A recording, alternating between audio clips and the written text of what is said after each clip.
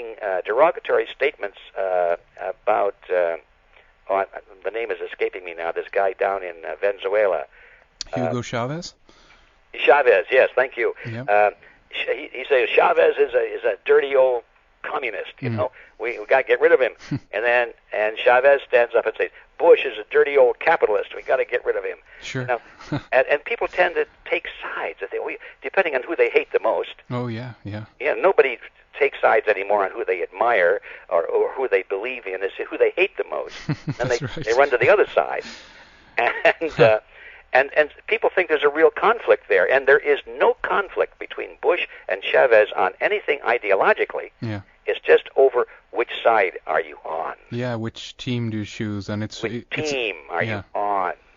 So we believe in exactly the same things. And I guess just as you say, the rhetoric even gets worse. I remember this speech from Chavez when he was, I don't know if it was in the UN or where it was, but he actually called, Bush the devil and all of this. It's very dramatic in a way. Oh, yes, sure. And it feels like, as you say, the more emotionally, these guys draws in, the more,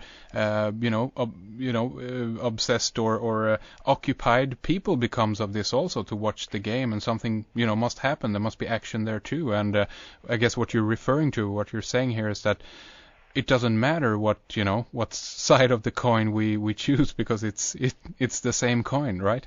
That's exactly what I'm saying, yes. And we have to be very, very careful about that, because we can get tricked into it. Here in the United States, we have two major political parties, the Democrats and the Republicans, and we have exactly the same game going on. There is no difference between the major candidates in either political party in terms of ideology. Yeah. And yet they battle each other as to who's going to win. Which team are you on? That's going on right now here in the U.S. Oh, yeah, definitely. We have one candidate, by the way, running on the Republican Party ticket who is not in that group, and that's Congressman Ron Paul. Ron Paul, yeah. What do you think about his chances, so to speak? Because considering some of the he has, very good ideas about, the economy that we've talked about here. He's aware, as far as I know, about the, the Federal Reserve System and all the lies behind it. Do you think that he will actually go far? I don't know. It remains to be seen. I don't know whether he will or not, but I do know that anybody that's aware of what's going on in the world ought to help him. Sure, yeah. Because, there's nobody else out there. He's a total anomaly. He's not the product of the major political parties. He's got his own grassroots support. Right now, it's pretty phenomenal to see the strong political support for him coming right up out of the ground everywhere. And his organization, in his office, is not doing any of it. It's just coming up out of the ground because people are aware. Enough are aware. Now, the major media, of course, will ignore him and continues to ignore him totally. They keep saying, "Oh, well, he can't win. Yeah. He's not a major candidate." And of course, if they keep saying that and people keep believing it, it'll become true. Yeah. It's all a mind game. If they were to say, "Oh, he's a serious contender and he could win," then overnight he would be a serious contender and he could win. That's right. How did he manage to get this far? Is this evidence that the system in a way isn't totally rotten to the core? Is there still some validity within the system, so to speak? Well, good question. Actually, he's gotten this far not because of the system, but in spite of the system.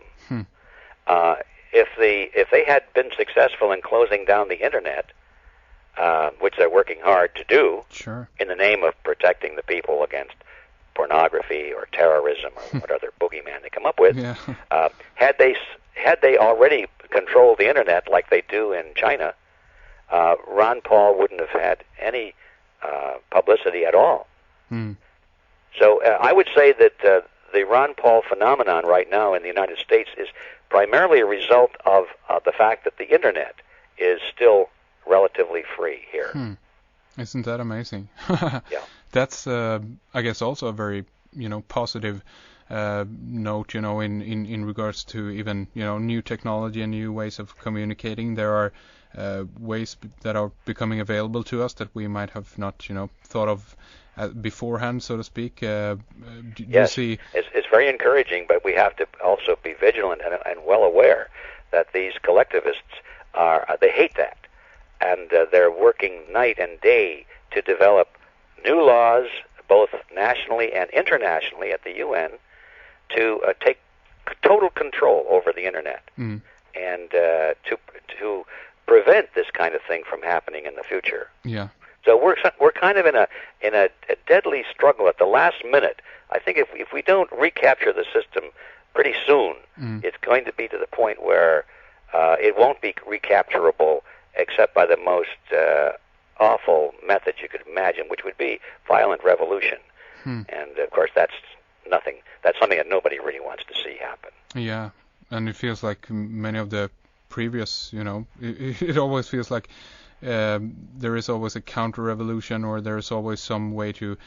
Me personally, I guess it's like I don't see the violent revolution as a solution. Not at this point, considering all the arms, all the military that is available to the powers that be, so to speak. Exactly. Yes. And it feels awful. It feels more like I'm looking towards a revolution of awareness or the mind or of the people itself, that people are should become more interested in these subjects, try to understand the world around them, and a consequence of that would be that we're able to root out much of the the negative parts of the systems that we have. I don't know if you agree with that or not, but I totally agree with it. And in fact, revolution of the mind is a very good way to summarize it. But there's also another type of revolution which doesn't involve violent revolution, but it's a revolution of organization. It's let me back up a bit. I'm glad you brought this up, because maybe this is a good note to end our conversation. Sure, I know that you're busy. Yeah, I have felt for quite some time that there's no point in knowing about these things if you don't do anything about it. Knowledge is wonderful, but knowledge by itself without action and without intelligent action is just a total waste of time. So I've applied myself to solve that riddle. How do we convert knowledge into action, and what kind of action can it be? And it dawned on me a few years ago that we have a model for recovering our system staring us right in the face. It's the model that our opponents have used.